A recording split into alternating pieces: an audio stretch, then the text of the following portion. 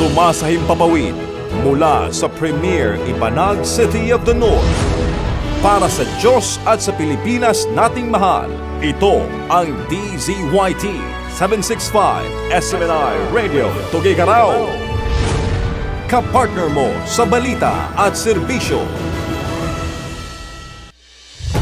Mga balita, impormasyon, serbisyo at inspirasyon dito lang sa DZYT 765 SMNR Radio Tuguegarao.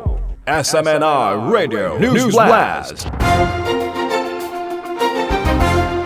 Paglilitis kay PRRD, posibleng isa sa pinakamabilis na sa kasaysayan ng ICC. Inaasahang maaaring maging isa sa pinakamabilis na paglilitis ng International Crime Court or ICC ang kaso laban kay dating Pangulong Rodrigo Duterte.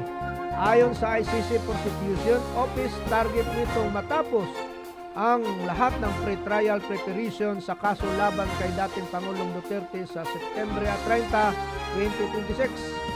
Sa isinusumbiting filing sa Trial Chamber 3 inumungkahi ng mga prosecutor na simulan ang paglilitis sa Nobyembre 30, 2026, 2 buwan pagitan lamang mula sa completion ng disclosure obligation hanggang sa opening of trials.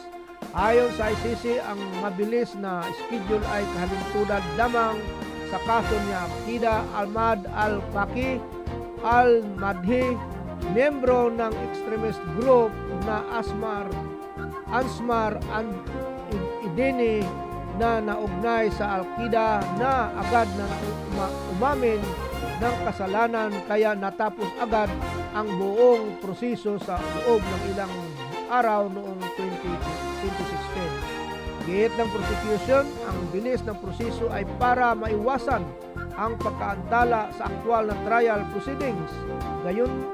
Gayunman, wala pang indikasyon na aamin na sa kasalanan si PRD na naharap sa kasong crime against humanity kaugnay ng umano'y mga pagpatay sa ilalim ng war on drugs ng kanyang administrasyon.